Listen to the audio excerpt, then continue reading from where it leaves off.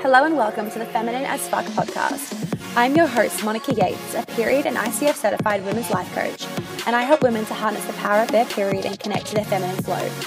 In these episodes, we will be talking about all things periods, hormones, confidence, health, food, money, sex, business, feminine flow, your brain, energy, and all the stuff that goes through our heads. You will walk away from each episode with new chicken nuggets and truth bombs, as I don't have a filter and I love talking about all the shit that people are thinking but too afraid to say.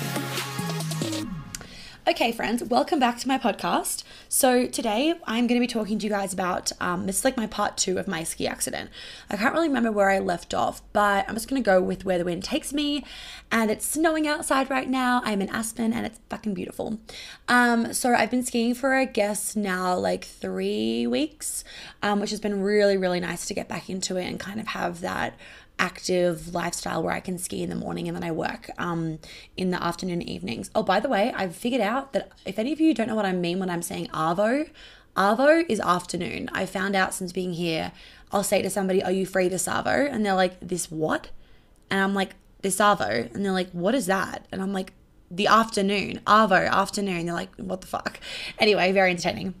So this is probably going to be a shorter episode, but I kind of, even if you haven't had a ski accident or a bad accident, there is so many parts that you can take out of this, of seeing how your brain really kind of like overprotects you sometimes because of fear.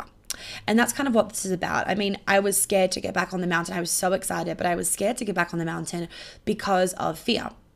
And as some of you would be well aware, I'd been really looking forward to this holiday. I mean, I hadn't actually properly skied in 5 years because I went skiing 2 years ago after 3 years of not skiing, and I had my ski accident on the second day. So like didn't fucking end up having a ski season. So I've been really excited to go skiing. And then we got to Bachelor's Gulch, which is in Beaver Creek. It's near, it's in Colorado, part of the Beaver Creek Resort. And, I'd bought my parents the most amazing Christmas present of like 4 nights or something like that in the Ritz-Carlton. It's, it'd always been kind of on their list of like places we want to stay, but I knew that they would never really buy it for themselves. So that was the best gift for me to be able to give them. And it was a gift for me in myself as well. It was a beautiful moment when they opened the present at Christmas. So I was really excited. I'd organized for my ski bag to be sent from New York. Like it was being picked up in New York and sent to Beaver Creek so that I didn't have to worry about it because it's a really big ski bag. And obviously, as a lot of you guys know, this year I live out of a suitcase. I kind of did for about 6 months of last year, and then this year as well. I'm not hopping around as much. I'm staying for longer periods of time, which is really nice because it means I can settle. But I'm living this year in New York, Aspen, Paris, going back to Australia for a little bit of time, and then somewhere else for the rest of the year. So I do live out of a suitcase, which definitely has its pros and cons. Please, nobody think that I had a breakdown, not a breakdown, I had a cry last night. Please, nobody think that because I spend my time traveling and blah, blah, blah, it's also glamorous, because there is amazing parts of traveling and being free, and my Sagittarius self loves that. But I also want to say that there are really hard moments where I want to, buy a house. I'd like to settle down, while still being able to travel and have a home. And I don't have a home. And I know my parents are like, you do have a home? Like, we'll always be your home. I'm like, yeah, but like, I don't want Melbourne to be my home. Like, bit of a difference. Anyway, so we rock up at the Ritz-Carlton. Long story short, my bag didn't arrive. It was lost. It got lost. They found it again. It got sent back to New York. And then it came back to Denver like 6 days late. So the whole time we were at the Ritz, I couldn't ski. I mean, I've never cried so hard in a fucking lobby. I think people would have thought someone actually died. It felt like that, honestly. Like, it wasn't about losing the ski bag. It was about that I had so much excitement. I was so excited to ski again. All I wanted to do was go fucking ski. And people would just say like, we'll go buy a new ski outfit. But if you're kind of into my work, you understand like energy and feeling good. It's really important, because if you feel good, your performance is good. That's why even for a lot of people with their jobs, if they dress up and they go to work, they will have better performance than if they stay at home all the time. That's why I have an office in New York, because I need to go to work sometimes. Anyway, and so like it wasn't as easy as just like, oh, we'll go buy a new ski outfit. Like all of my ski clothes were in there, everything. And that shit's expensive if you know ski stuff. Like we're talking thousands of dollars in a bag. And it wasn't, and like obviously yes, abundance, but it was kind of this frustrating thing of like, I've already fucking spent the money. I don't want to spend it. Like it was just a frustrating situation. And I wanted my James Bond outfit because it was going to make me feel really confident to ski for the first time, because I was definitely nervous. I was very excited, but I was really worried that I would get on the mountain and do a run and be like, I can't do this. Like, I was scared. And that's kind of what I want to talk about with you today, guys. Like, my brain was doing a very, very good job of freaking me the fuck out, of being scared that I was going to fall, of being scared that another snowboarder was going to hit me. I felt like I had fucking PTSD with snowboarders. And like every time a snowboarder would come past me, my whole body would like freak out. And now I don't have it anymore. I'm a lot better because I realized, you know, I'm in control. So it's fine. But I want you guys to start to notice, like, when you're doing something that's scary, you can actually feel how your brain is firing. And if you are still triggered in your body can still fire. But for me, it wasn't so much a body. Like, I'd done a lot of release work from my ski accident. So my body wasn't freaking out. My body was like, let's fucking do this. I'm excited. It was excited for the snow and the love and the adrenaline rush as you ski down the mountain. But my brain was scared. My brain was really scared. You know, the first time going back ski, but then so interesting, right? Because I was making up this whole fucking story in my head. I was making it all up about how I was going to suck and it was going to really hurt. You know what was funny? I was actually thinking that to ski again, it was going to really hurt my MCL. Like, I was worried about that, because that's where, if I ever feel a little bit of tension, if I'm doing my rehab, it'll be in my MCL. And so I was actually really worried that I was going to feel a lot of pain in my MCL when I'm turning, but there was nothing. There was no pain in my knee. Like, I had more foot cramps than fucking knee pains. I had no pain in my knee. And as soon as I got back on the mountain, I mean, we started off with like easy blue runs, obviously. I picked it up straight away, and it was like, it was actually mind-boggling to me of how there are so many times, ladies and gentlemen, where we will hold ourselves back so much. We will create this whole fucking narrative in our head of what it's going to be like and what it's going to feel like, and I shouldn't do it because it's dangerous, and what if this happens and what if that happens? And then you do it and you're like, oh, I'm fine. It was incredible. And within 3 weeks, I'm now, you know, ski double blacks and can do like all the usual stuff, right? Full moguls, all that stuff. And, you know, and if someone told me that, you know, a month ago or 2 months ago, I would have been really scared of the idea of going down a double black moguls powder with like a whiteout. Like, today's a whiteout, you can't see shit. But also, I want to say that during this process, having this deep trust in the universe and in support and in like divine guidance, and also in my energy and my vibration, has made a massive difference. Like, when I'm skiing down the mountain and there's a whiteout and I'm a little bit nervous, I repeat to myself, like, I am safe, because just having the energy of I am safe around me puts that like aura of safety around me, which allows me to then feel safe and only attract scenarios that are safe, and I'm always fine. I think I fell once in moguls. I took my parents down like some hefty fucking runs, and then I got my skis jammed into moguls and I couldn't get it out, and then I fell backwards down the mountain and my knee was twisted, my bad knee, and it actually caused me to like have to not, I couldn't ski for about 4 days because it was really sore. And then I went to go see a physio, and I don't know what he did to it, but he fixed it. And now I'm totally fine. But it's just interesting how when in our head, when it's not actually going to happen. My brain was doing a fantastic job of that, and I was scared shitless. But I got in the snow, and like, I got my ski feet back so fucking quickly. It's like blown my mind. Now, of course, there's still moments, like I was skiing the other day with a friend, and he took me down literally a cliff run. There was cliffs that we had to like jump off, and which I'm here for when there's not like trees and rocks fully exposed, but there was trees and rocks, and it wasn't a powdery day, so there was like a little bit icy in some parts, and those moments kind of make me go like, fuck, because I don't want to end up back in hospital.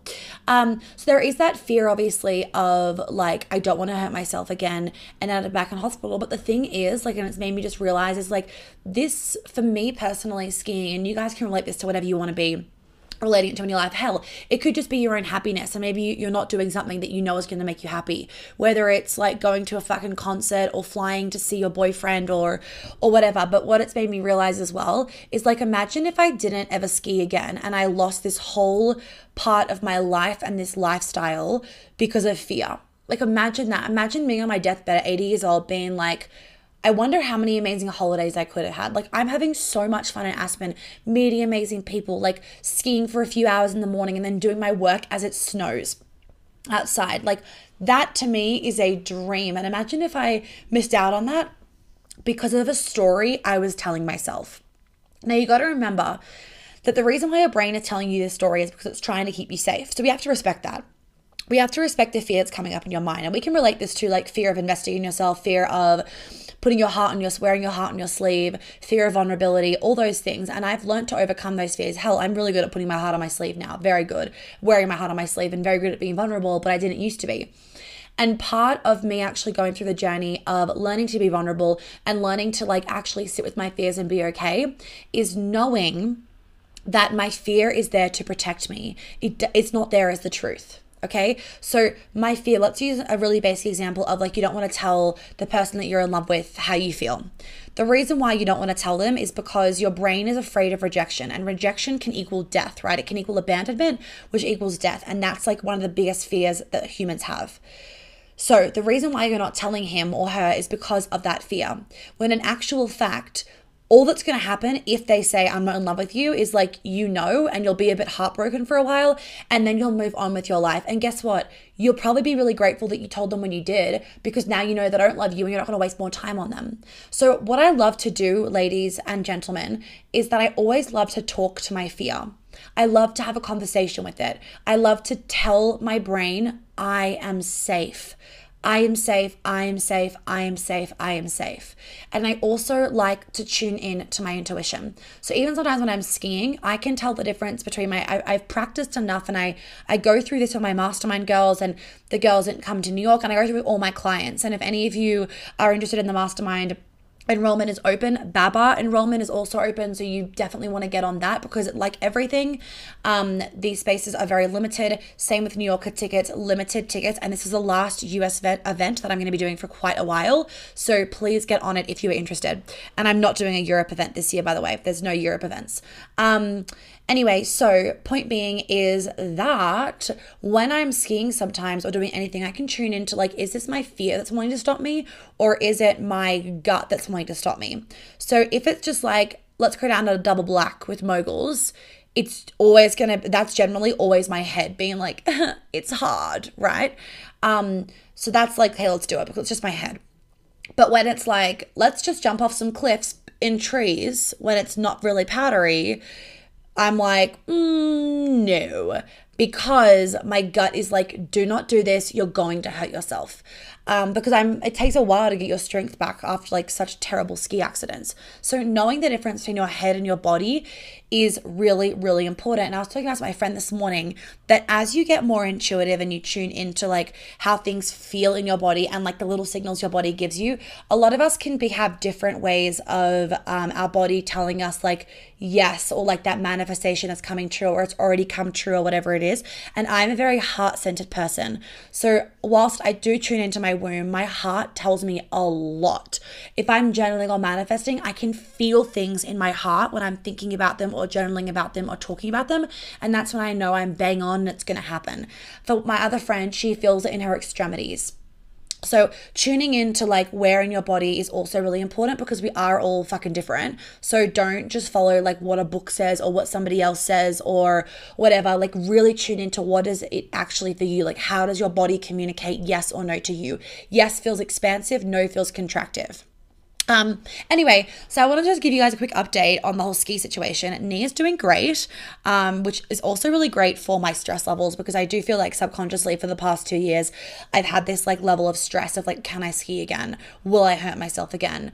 Will I be too afraid to ever ski again? And being able to like just go guns blazing has made my like subconscious be like, oh my God, yes, I get to ski again, and made me really happy subconsciously, which I feel like has taken away so much stress about will my knee ever fully recover. It obviously will, because it's doing fucking great now.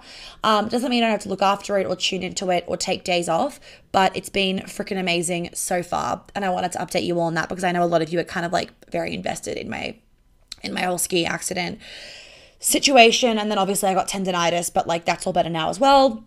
So I am just maintaining it and looking after it. So I hope this was like a good little reminder for you guys of how to talk to your fear and tune into your fear. Literally have a conversation with like, hey, fear, what's going on? Okay, you're afraid of X, Y, and Z. Cool. Thank you for being here. I honor you. I respect you. I feel you. I see you. I hear you. X, Y, and Z, whatever the fuck you want to say. And then just being like, thank you for protecting me. And I am safe. You do not need to worry. And what it will do is the more that you practice that, the easier it becomes, and the more that your fear will subside over things that you know are not actually going to hurt you whatsoever, like being vulnerable and wearing your heart on your sleeve. Okay, ladies? So for men, you can work with me one-on-one. For coaching for women, you got the Mastermind Baba, which is my feminine business coaching program, which is a combo of one-on-one and group coaching. And then you've also got my New York event. They are your options. If you have any questions, if you don't know if it's a good fit, if you are just afraid of investing or whatever, that's totally cool. Send me a DM and I can help you, or send an email. I know this shit can be scary, but remember, it's only scary because your brain has never done it before. So it assumes like fear, fuck, I'm gonna die, when that's not actually the case whatsoever. So have a conversation with your fear and let me know if I can be of any help to you. Have a good day. Well, thank you so much for tuning in. I hope that you got lots of chicken nuggets out of today's episode. I would be really, really grateful if you'd be able to leave me a review and a star rating that you think is appropriate, hopefully 5. And if you could share this podcast so that I can help more women live a life of flow and ease, I would be so fucking grateful. Make sure you tag me in it on Instagram so I can personally thank you, because I know so many of my clients have found me literally because their friends have posted about my podcast on their Instagram story. And I just want to help as many women as possible. So by you sharing it, I would be so fucking grateful, and I'm sure your friends would be too. If you do want to work with me, please do check out my website for all those details. And of course, you can DM me on Instagram with any other questions. If you have any podcast things you want me to talk about, any ideas, any feedback, I am always open to it, and I always love hearing what you guys have to say. So please don't hesitate about that either. I will catch you on the flip side. Have an amazing day or night wherever you are.